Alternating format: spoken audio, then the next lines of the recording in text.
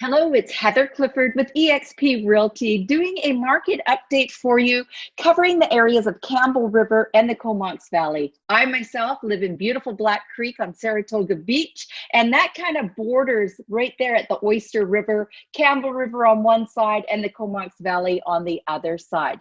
I'm going to talk about what's happened in the market in the previous month being July. We are now in August. It has been a phenomenal summer, and it's really nice to see the beaches really crowded and lots of people on the hiking trails, and the restaurants also have been very busy. I've put together a presentation, which I absolutely love to do. I myself enjoy statistics. I've been in real estate for well over 30 years. And one of the things I used to do for my real estate agents as a managing broker is I used to put statistics together for them to share with their clients. So I've been doing this for many, many years. Let me share my screen with you now. Hi, you'll notice some food in the picture that I'm showing you here. At the very end of the presentation, I'm going to do a couple of shout outs. I'd love to share a couple of the establishments where I myself have been over the past month, and I do this in most of my videos. And today I'm going to share with you my experience at two restaurants. So we're going to cover July, actually. So July till August, what has happened in the marketplace and where are we at today? How do you feel about what's going on out there in the real estate market? So one of the things that I thought would be kind of fun is if we took a look at what the Vancouver Island Real Estate Board shares with us about the overall market. And this covers the area all the way down from Duncan through Nanaimo, Port Alberni, Campbell River, and it puts all of it together to come up with what they call the benchmark price. So it's a term used by the Home Price Index, and it refers to the cost of a typical home in a reported area. You can think of it like the price index for groceries, only now we're talking about real estate. And what it tells us is single family detached houses is sitting around $732,000 and taking just under a month to sell a property today. That's really not very long. You have to think if you're going to put your home on the market, it's going to take about a month to sell, and then you're going to be moving within 30 to 60 days. So you really need to have a strategic plan in place before you move forward putting your house on the market. And the other thing that I would say is when you look at the general price of a single detached house at $732,000, that might not be even close to what the value of your property is. So when it comes to finding out the value of your property, you need to have an independent market evaluation done on your particular property. When we look at the condo market, we're sitting at about $380,000 today, taking just over a month to sell. And then the townhouse market is at $564,000. And that does seem a little bit high today for a townhouse, but this is where we are at right now. I thought it would be kind of fun to take those numbers and then extract and find out each different community where the benchmark for a single family home is. So the Campbell River area is sitting about $639,000 for a detached home today, and Comox Valley $765,000, little bit ahead of Cowichan Valley, and of course a little bit ahead of the Nanaimo area. The most expensive place on the northern part of Vancouver Island, Mid-Island, to buy real estate is of course Parksville and Qualicum, sitting at $850,000 today. It's just a fun little snapshot of the local areas. And look at Port Alberni, now almost $500,000 to buy a single family home.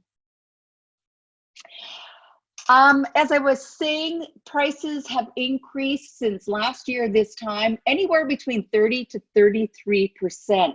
And the president of the Vancouver Island Real Estate Board, Ian McKay, once again is saying unless demand drops significantly or more housing supply comes online through new construction, the needle for the Vancouver Island Real Estate Board's inventory situation will not move much. And inventory remains extremely tight. One of the things that I have noticed in the last month is, say 3 weeks ago when I was booking appointments to show homes, and I picked out maybe a dozen properties that my buyers want to look at. By the time I booked the appointments to go and view the properties, they were already under contract. They were already pending, and we did not look at them.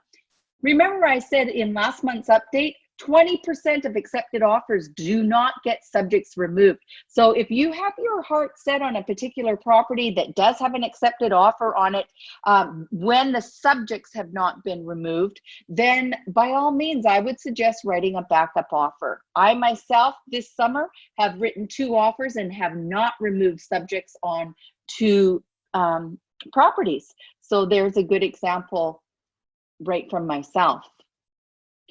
In the last week, if we have a quick glance at the Campbell River, Comox Valley areas, we've saw 50 new listings come on, and we've had 60 pending deals. So that means that 60 buyers removed subjects, and now they're just waiting to close on the properties that they've purchased. One of the things that I notice about this particular information is price decreases. We don't normally, in a market like we're in, see prices come down. But the other thing that a lot of us have noticed is there's been some houses come on, and I've even dropped my jaw and said, wow, those prices seem extremely inflated. So maybe they're adjusting their pricing now.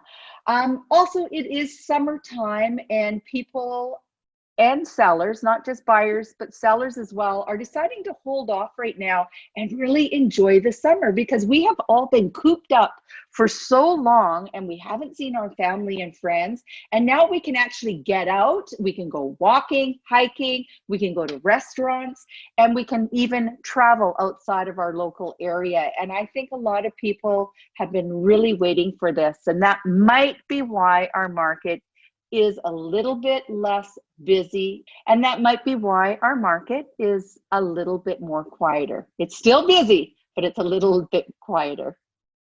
I always like to talk about acreages and waterfront because they are not included in the numbers, because acreages tend to be priced a lot higher, as well as waterfront properties, and that would skew the number, because if the average price of a home is $732,000 between Nanaimo and Campbell River, you know an acreage and a waterfront home is going to be a lot more than that. So right now we have 27 homes on the market over $850,000. We have 11 sales pending. It's very similar to what it was last month, just nothing that has closed as of yet. Waterfront homes, there's 2 waterfront homes for sale in the Comox Valley, and there's 6 waterfront homes in Campbell River on the market.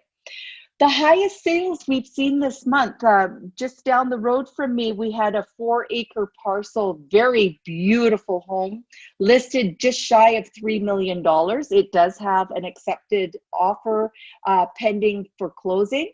And we have also in the Oyster River area, pretty close to me again, 9 acres that was listed at 1.680, has a pending offer on it as well.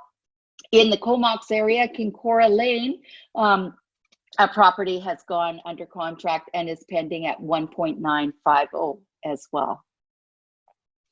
If we look at the overarching numbers, what has happened in the month of July, look at this. Between June and July, our sales numbers have dropped in both the Comox Valley and Campbell River area.